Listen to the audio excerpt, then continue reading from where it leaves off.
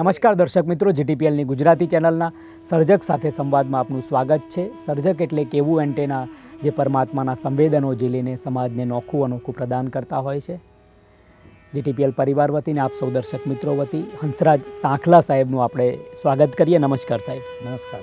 હંસરાજભાઈ, આપનો જન્મ નખત્રાણા બાજુના ગામમાં.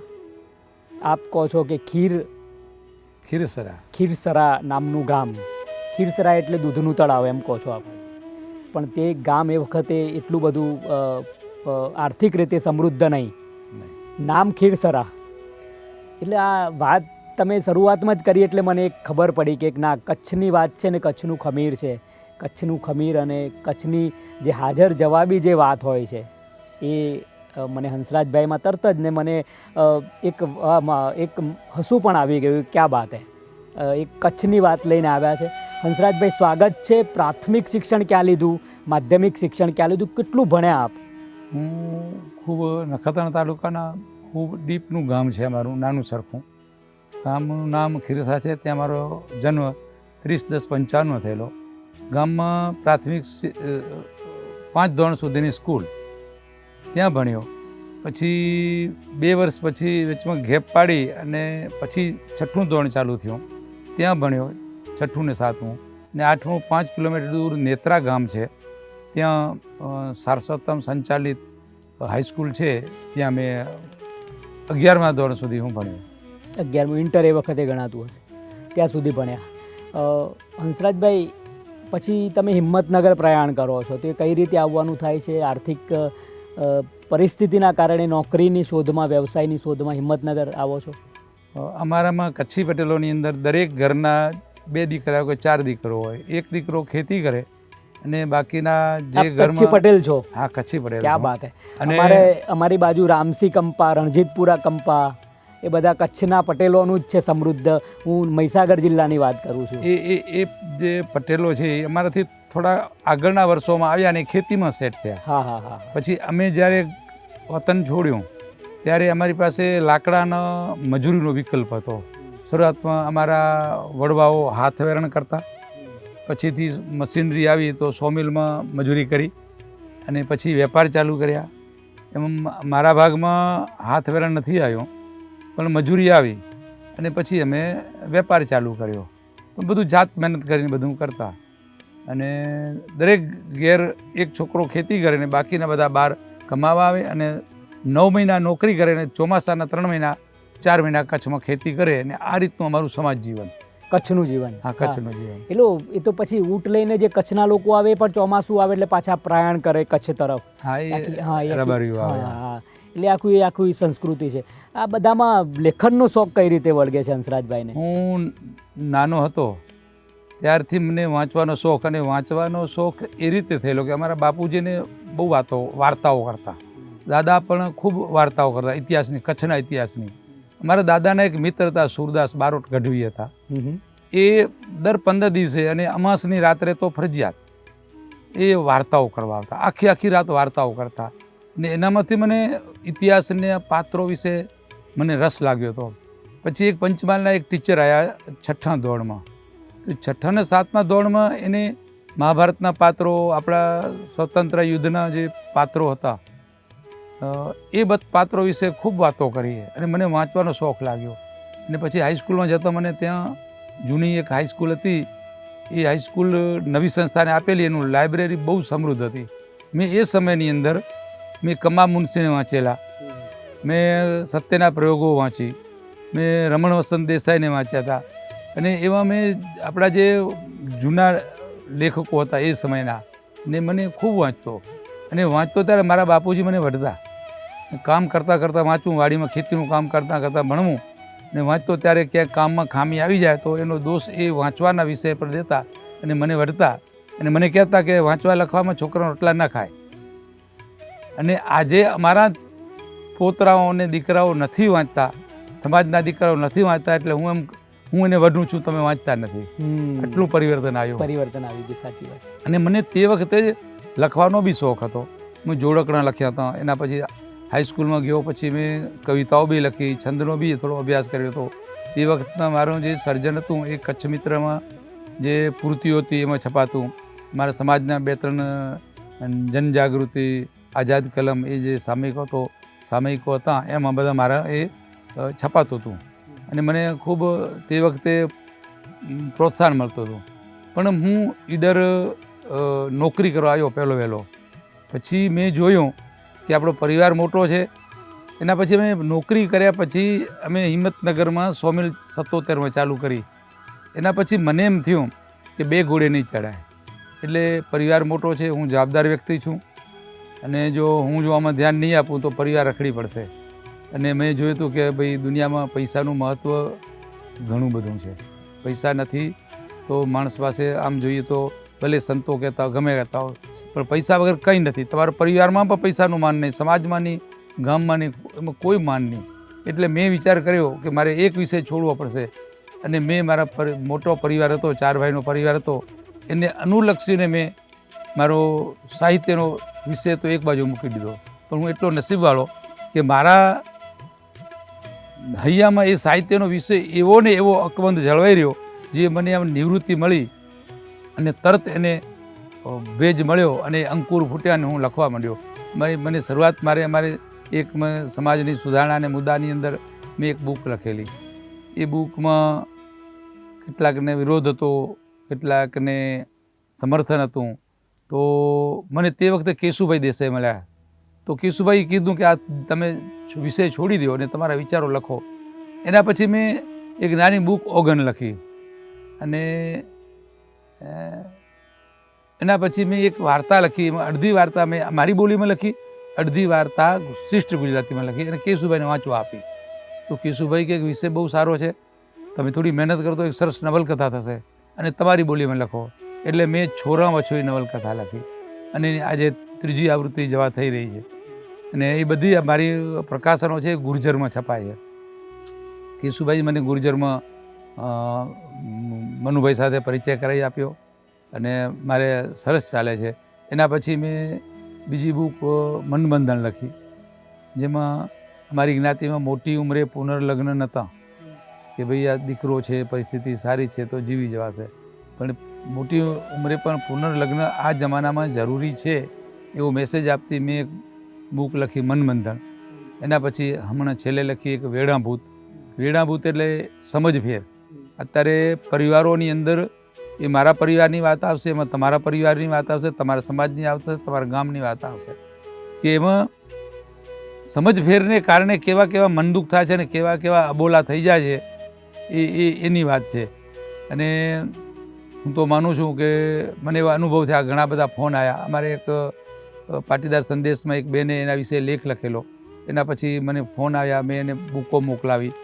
તો એક બેને મને ફોનથી એમ કીધું કે જેના ઘરમાં વેણાભૂત હોય અને વંચાય તો એના ઘરમાં ઝઘડા ના થાય. એની હું તમને કહું છું ને હું દરેકને ભલામણ કરું છું કે વેણાભૂત ઘરમાં વાંચવી જોઈએ બધાને, આ પરિવારને.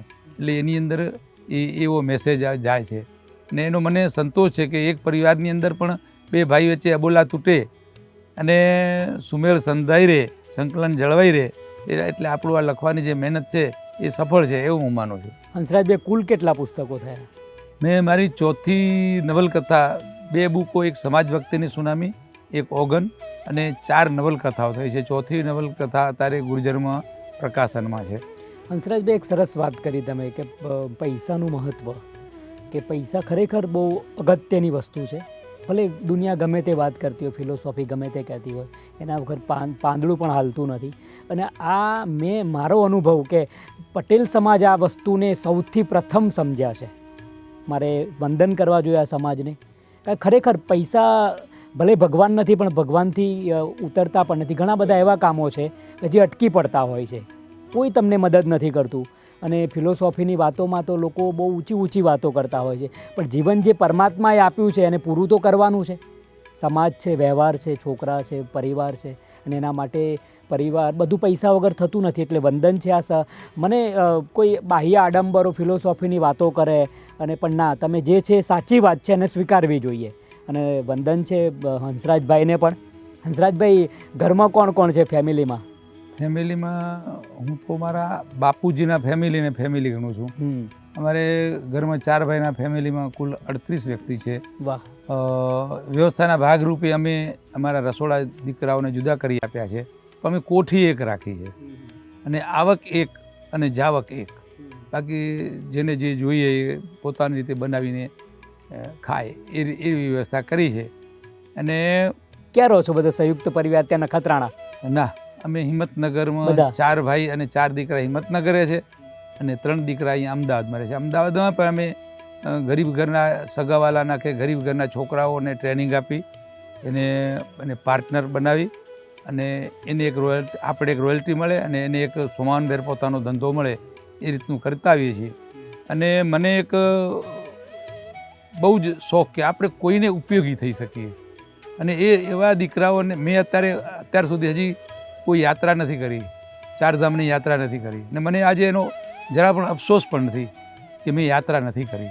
હું આ રીતે ગરીબ ઘરના છોકરાઓને એક ધંધો કરાવું છું, એને ભાગીદાર બનાવું છું, એટલે મારે મન એની એક યાત્રા થઈ એવું હું માનું છું ને દર 2 વર્ષે હું 1-2 યાત્રાઓ એ રીતે કરું છું. વાહ વાહ વાહ વાહ.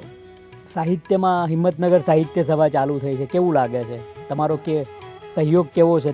કેવું લાગે છે બધાની વચ્ચે? અમે તલોદમાં પ્રોફેસર પ્રેમજીભાઈ ત્યાં અભિવ્યક્તિ વર્તુળ ચલાવે, અમે હિંમતનગરથી એટલા કિલોમીટર દૂર મારી ગાડી લઈ, મને દીકરાએ ગાડી આપી છે, ડ્રાઈવર આપ્યો છે, હું ગાડી ચલાવતો નથી, અમે ત્યાં જઈએ એટલે અમને એમ થયું કે આપણે હિંમતનગરમાં આવું કરવું જોઈએ. એનાથી પહેલાં કિશનસિંહના વખતે આવ્યા હતા આપ? હા. પુસ્તક વિમોચન વખતે આવ્યા હતા? હા, આવ્યો. વાહ વાહ. તો મળ્યા હશું આપણે? હા, મળ્યા. હાજી હાજી હાજી.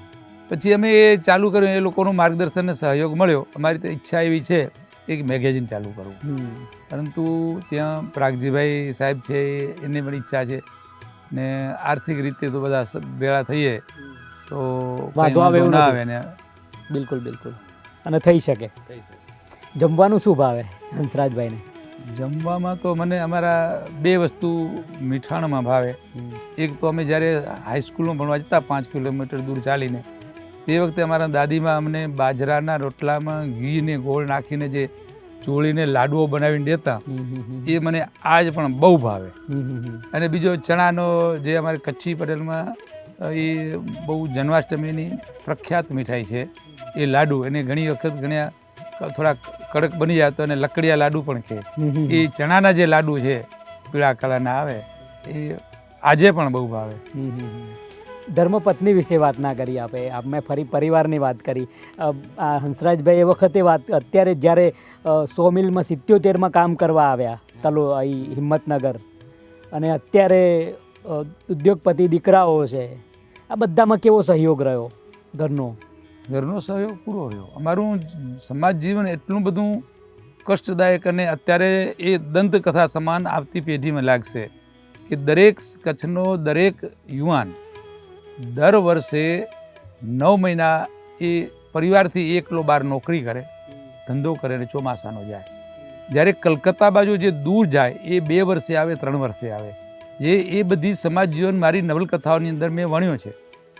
એની અંદર ક્યાંક પાત્રોના રૂપમાં હું બી અંદર ઉતર્યો છું, મારી પત્ની બી અંદર આવતી હશે. અમારા શું નામ છે બેનનું? મણિબેન નામ છે. એ ભણેલ નથી પણ ચાલે છે. શરૂઆતમાં તો એને એમ થયું કે વાંચવાનું એ તો શોખ છે, આ પુસ્તકો એ મારી શોખ છે એવું મને લાગેલું. પણ મેં કીધું આ મારી માતા છે, માતાની તો સેવા કરવી પડે, અને પછી તે સ્વીકારી લીધેલું અને ચાલે છે, સરસ ચાલે છે, ખૂબ સેવાભાવી છે. રામસિંહ કંપા, રણજીતપુરા કંપા, કોઈ સંબંધો ખરા? ને કંપામાં ઓછા સંબંધો. હાજી હાજી. પણ અમારે આજે પણ એ કંપાવાળાઓને કચ્છમાં મકાન નહીં, ખેતી નહીં. અમારે અત્યારે કચ્છમાં ખેતીવાડી ચાલે છે. હવે અમારા બાપુજીને ખેતીવાડી એટલી પ્રિય. એ તમારા પહેલા, એમના પૂર્વજો બહુ પહેલા નીકળી ગયેલા? હા, એ પહેલાં નીકળી ગયેલા. અમારી ખેતીવાડી સારી હતી, કોઈ ભાગ પડેલા નહીં, એક વારસદાર હતા એટલે જમીન હલકી હતી, પાણી હલકાતા છતાં જમીન મોટી હતી એટલે સારું ચાલ્યું. એટલે અમે સરગવાની સિંગ પકડી રાખી અને અમે મોડા નીકળ્યા. અમારા ગામમાં છેલ્લા નીકળવાવાળા અમે. ઓગનનો અર્થ શું થાય? ઓગન અમારે એક બનાવ બનેલો કે અમારી બાજુના ગામમાં એક દેવજીભાઈ, એટલે પૈસાદાર થયા પછી એ દેવચંદ કહેવાતા. તો એ જ્યાં સુધી એનું સંચાલન હતું ત્યાં સુધી એ બરાબર ચાલ્યું. ને પછી એના દીકરાઓ કામે લાગ્યા પછી એ પેઢી કોઈક કારણસર ઉઠી ગઈ. એટલે એક મને ભાઈનો ફોન આવ્યો. તે વખતે મારા બાપુજી અહીં હિંમતનગર આવેલા. ફોન આવ્યો કે દેવચંદ શેઠની કંપની એમ કાચી પડી. તો કે તમારું તો કાંઈ છે નહીં ને, ત્યાં રોકાણ છે ને? કે ના, નથી, કાંઈ નથી, આ તો નસીબવાળા તમે. તો એ મારા બાપુજી વાત સાંભળી. મને કે શેની વાત હતી? મેં કીધું આપણે દેવચંદ શેઠની દીકરાઓની જે ધંધા હતા એ ખોટમાં ગયા ને આ બધું વેચાઈ ગયું એનું. તો એને એમ કીધું, દેવચંદભાઈ કયા? દેવજીભાઈએ. હા. તો એ તો બહુ સારો માણસ હતો. અને એને અમને પછી જે વાત કરી કે હવે અમારું સંચાલન ઘટવાનું છે, તમે બધું સંભાળશો, એટલે જિંદગીમાં એક ધ્યાન રાખજો. આ દેવચંદભાઈની જ કંપની જેમ ઉઠી ગઈ એનું કારણ એ જ કે દેવચંદભાઈ જ્યાં સુધી ચાલ્યો ત્યાં સુધી એના આવકના અનુસંધાનની અંદર એ સત્કર્મમાં એનો ભાગ, ભગવાનનો ભાગ કાઢતા અને વાપરતા. એના દીકરાઓએ પછી એ બધું બંધ કરી દીધું. અને અમને એમ કીધું કે મોરબીનો મચ્છુ ડેમ કઈ રીતે તૂટ્યો ખબર છે તમને? કે એના જે ઓગન હતી, ઓગન એટલે વધારાનું પાણીનું નિકાસની વ્યવસ્થા, એ સમયસર ખોલી ન શકાય એટલે ડેમ તૂટી ગયો. એટલે તમે પણ જિંદગીમાં ધ્યાન રાખજો કે આપણી જે આવક વધે એમ ઓગનની જગ્યા વધારવી પડે. અને અમારામાં જૂની પદ્ધતિ હતી કે ભાઈ આવકનો નાનો માણસ હોય તો 5% ધર્માદા કરે, એને 20મો ભાગ, અને પૈસાદાર 10મો ભાગ. એટલે એને દસોદ અને વિસોદ કહેવામાં આવતી કે એ ચાલુ રાખજો, દસોદ વિસોદ, તો તમને કાંઈ વાંધો નહીં આવે. અને અમે એ અમારે બાપુજીને શિખામણ છે એ નખશીખ પાળી છે. અને અમે અમારી રીતે એ રીતે અમારા આવકના અમુક ટકા સત્કર્મમાં વાપરી છે. એ મંદિરોમાં નહીં, પાછું એ પ્રત્યક્ષ સેવામાં આપણો રૂપિયો જ્યાં ₹1 કામ કરે ત્યાં જ એ રૂપિયા વાપરવાના. અને સારું ચાલે છે. એટલે ઓગન એ રૂપમાં છે કે આપણે આપણા આવકમાંથી આપણા ધંધાનું જે તળાવ છે, ડેમ છે, એ તૂટી ન જાય એના માટે ઓગન આપણે ચાલુ રાખવી. એ રીતે ઓગનને મેં એ બનાવ આ મારી બુકમાં, ઓગન બુકમાં લખેલો છે. ગમતા પ્રિય લેખક કોણ? મેં પન્નાલાલને વાંચ્યા છે. એટલે મને બધા ઘણા કહે છે કે તમારી બુકો વાંચીએ તો પન્નાલાલ યાદ આવી જાય. મેં શરૂઆતમાં કચ્છમાં હતો ત્યારે રમણ વસંત દેસાઈને વાંચેલા, સરસ્વતીચંદ્ર વાંચેલું, કનૈયાલાલ મુનશીની બધી ઐતિહાસિક વેરની વસુલાત, મુજાતો પાટણની પ્રભુતા, એ બધું પૃથ્વી વલ્લભને વાંચેલું. એ બધું ભૂલાઈ ગયેલું હતું, પણ મેં ફરી વાંચ્યું બધું. અને પછી હવે અત્યારે પણ મને કેશુભાઈનું માર્ગદર્શન મળ્યું, કલ્પેશભાઈનું માર્ગદર્શન મળ્યું, પ્રેમજીભાઈનું અને પ્રાગજીભાઈ સાહેબનું માર્ગદર્શન અત્યારે મને મળ્યા જ કરે છે. અને એ રીતે હું મારે સારા મને આ મનબંધનની પ્રસ્તાવના મણિલાલ હ પટેલ લખી આપી, અને વેળાભૂતની પ્રસ્તાવના મને વિનય સંતાણીએ લખી આપી છે. અને છોરામાં છોઈમાં કલ્પેશભાઈએ અને કેશુભાઈ દેસાઈ લખી આપ્યો છે. મને ઘણા બધા કીધું કે ભાઈ તમે તમારે સમાજ જીવન વિશે જ લખો, અને એમાં તમારો હાથ બેસી ગયો છે. હાજી. હંસરાજભાઈ, ભવિષ્યનું શું પ્લાન છે? ભવિષ્યનું પ્લાન તો મને ખૂબ લખવું છે. અત્યારે હું થોડું લખું છું, વાંચું છું વધારે. મને પ્રાગજીભાઈ સાહેબે કીધું કે તમે હવે રૂપિયા કમાવામાં ધ્યાન ન દો, શબ્દો કમાવામાં ધ્યાન દો. અને મેં મારું તમામ જે મારી જવાબદારીઓ હતી એ મારા દીકરાઓ અને ભાઈઓને સોંપી દીધી, અને એ સરસ ચલાવે છે. હું તો માત્ર વાર્ષિક હિસાબો જોઉં છું, હજી સાવ છોડી દેવા માગતો નથી. મેં મારી નજરે જોયેલા કે એકદમ હું નિવૃત્ત થઈ જાય માણસ, જવાબદાર માણસ, અને છોકરાને સોંપે ત્યારે એના પરિણામ સારા નથી આવતા. મેં હમણાં એક ગીત લખેલું, એની અંદર મેં એ લખેલું છે કે સુખની સપાટી છે લીસી લપસણી ને એમાં ઉગે છે લીલ, પકડો ને પહોંચો મારો જકડીને નાથ એમાં કરજો જરાય ના ઢીલ, સુખની સપાટી થોડી બરછટ બનાવવા દુઃખનો લસર કોઈ દેજો, પ્રભુજી મારી અરજી અંતરે લેજો. એક કાવ્ય લખ્યું, હમણાં શબ્દસૃષ્ટિમાં મોકલ્યો છે કે માત્ર સુખ ને સુખ હોય તો એ સપાટી એટલી લીસી લપસણી છે કે ક્યાંક ઉંમરને લઈને માણસ લપસી જાય. મારા બાપુજી થોડી પહેલાં એક્સપાયર થઈ ગયા તે વખતે મને આ બીક હતી. હું ખૂબ સાવધાન હતો, એક પગલું જોઈ વિચારી સમજીને ભરતો હતો. મેં મારી નજર આગળ આવા ઘણા દાખલા જોયા છે કે નાની ઉંમરમાં માણસ પાસે પૈસાનો પાવર આવી જાય ત્યારે એનું ગાડું ક્યારે પાટે ઉતરી જાય ખબર ના પડે. સાચી વાત છે, સાચી વાત છે, બિલકુલ સાચી એનું હું સાવધાન છું અને મારા દીકરાઓને પણ એ બધી વસ્તુ કહું છું અને સાવધાન રહેવાનું કહું છું. આજના સર્જકોને આપનો સંદેશ. હું તો એમ માનું છું કે આપણો જે સર્જન છે એની અંદર કંઈક મેસેજ નીકળવો જોઈએ, મેસેજ સમાજને મળવો જોઈએ. હું તો એમ માનું છું કે આવતા સમયનો મેસેજ મળવો જોઈએ. આવતો સમય કેવો આવે છે એ બધું આપણે દેખાતું હોય ને મને ઘણું બધું દેખાય છે. આવતો સમય આવો આવશે તો આપણે શું પગલાં ભરવા જોઈએ અને મેં એ રીતે મારા ધંધાની અંદર મેં એ ફેરફાર કરતા રહ્યા, એમાં હું સફળ થયો છું. પરિવારમાં પણ એ ફેરફાર મેં અનુભવ્યા હતા કે સંયુક્ત પરિવાર ચલાવવું તો શું કરવું જોઈએ. એ બધા મેં મૌલિક ફેરફાર કર્યા. આજ સમાજમાં અમારા પરિવારના દાખલા દેવાય અને એનું અનુકરણ કરાય એના માટે હું ઓછું ભણેલો વ્યક્તિ, ગામડામાં ઉછરેલા વ્યક્તિને એ સફળતા કે નાની ન કહેવાય. મને તો જ્ઞાનપીઠ એવોર્ડથી પણ એ મોટો એવોર્ડ દેખાય છે કે હું મારો સમાજમાં મારા જીવનના, મારા સંયુક્ત પરિવારના, સંયુક્ત ધંધાના જો દાખલા દેવાતા હોય તો એના માથે બીજું શું હોય. આપણે એની માટે પુરુષાર્થ કર્યો છે, આપણે લાગણી સાથે કામ કર્યું છે. ખૂબ સરસ. દર્શક મિત્રો, આપણે હંસરાજ સાંખલા સાહેબને મળી રહ્યા હતા. કચ્છી લેખકને ગુજરાતી હૃદય ધબકે છે. અમદાવાદમાં ઉદ્યોગપતિ દીકરાઓને એમણે છતાંય પણ છેલ્લે પાછી ખબર તો રાખવી જ પડે છે ને એ ગીતમાં પણ સરસ રીતે વ્યક્ત થાય છે, અભિવ્યક્ત થાય છે. હિંમતનગરની ધરામાં અત્યારે શાંતિથી શ્વાસ લે છે ને કલમ ચલાવી રહ્યા છે. હિંમતનગર સાહિત્ય સભા સાથે, અભિવ્યક્તિ વર્તુળ સાથે જોડાઈને કામ કરી રહ્યા છે. હંસરાજભાઈને વંદન કરીએ GTPL પરિવાર વતીને, આપ સૌ દર્શક મિત્રો વતી આપણી સાથે જોડાવા માટે એમનો હાર્દિક આભાર માની. આભાર સાહેબ. Thank you.